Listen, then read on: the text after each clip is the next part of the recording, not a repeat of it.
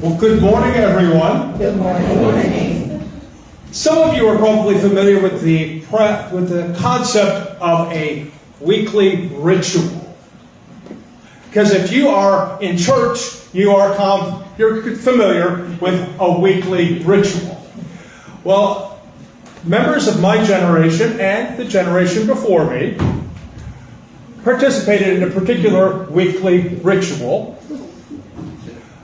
You may recall, some of you may be familiar with it. Saturday nights, Central Time Zone, 9 p.m. on the Columbia Broadcasting System. Anybody remember what used to run at 9 o'clock on CBS on Saturday nights? The Carol Burnett Show. Well, on March 16th, 1974, 3 seismic events occurred in one place, in 1 hour, during the Carol Burnett Show. One was a literal seismic event, one was a cultural seismic event, and one was a personally seismic event, without which I can say without fear of contradiction, I would probably not be standing here today. Literally, there was an earthquake during the Carol Burnett Show that night. During the last sequence of the show, the mini musical, she had a little sketch with the Jackson 5. And about halfway through the sketch, the camera shook, the cast froze, and then Carol ad-libbed a little, just for a moment, said, "I think I just felt the earth move." And then they finished the sketch. Beautiful. There was a culturally seismic event that evening. That evening, they introduced the family sketches. The ones with Eunice and Mama. That evening, they debuted those characters. Ultimately, those characters appeared in about 30 more sketches during the run of the show.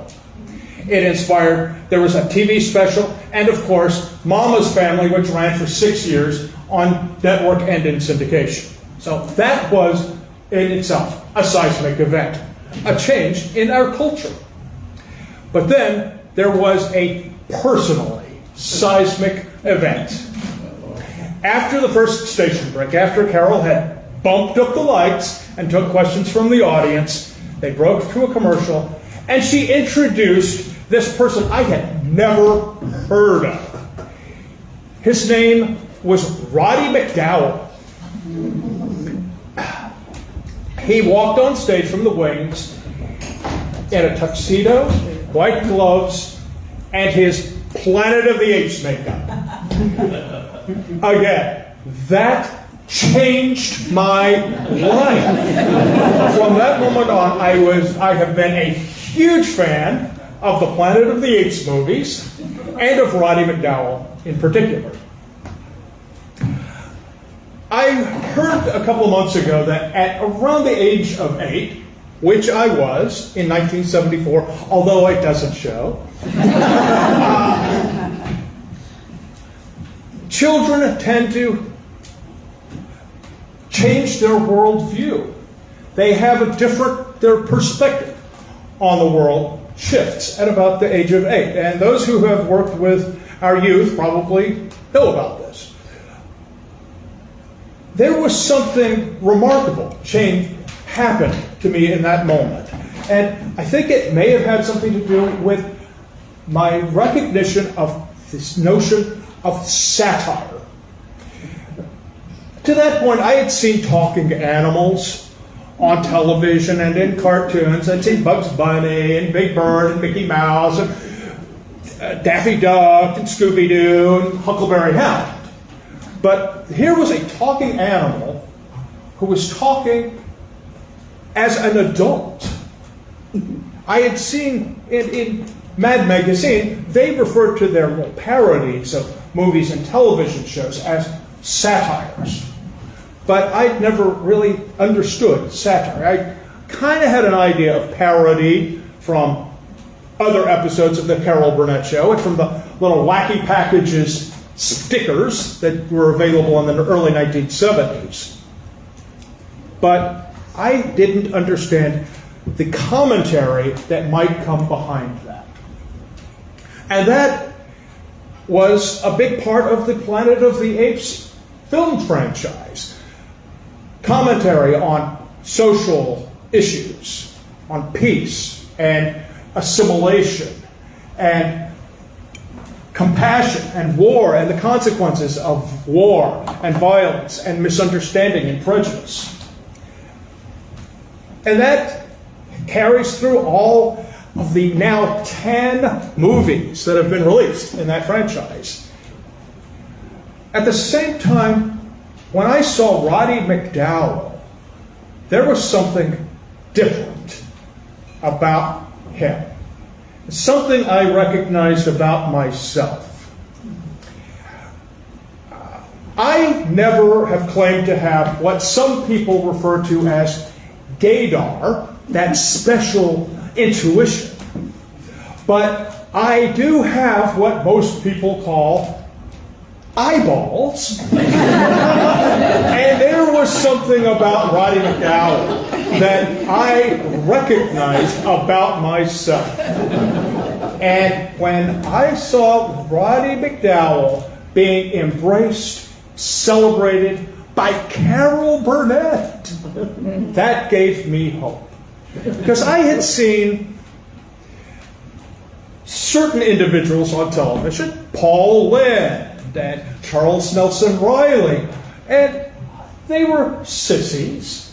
But here was somebody with integrity, somebody who was embraced, celebrated by one of the most important, famous people in the world. And I have carried that with me, and that's been one of the things that I have processed for a long time. However, because Roddy McDowall grew up through Hollywood, he spent almost 60 years of his life in show business. He understood the consequences of being gay in show business. He had a lot of famous friends. He was much loved by a lot of famous and influential people. And he had gay friends like Rock Hudson, Montgomery Clift, Tab Hunter, actors whose careers were jeopardized by being gay. And many of them could never come out publicly.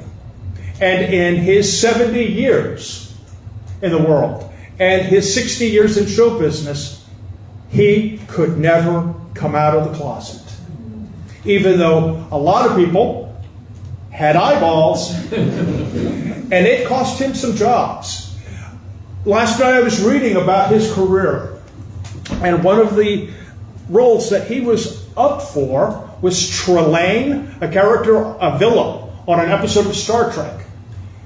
And they passed him over because it was clear that he came off as a little bit too foppish.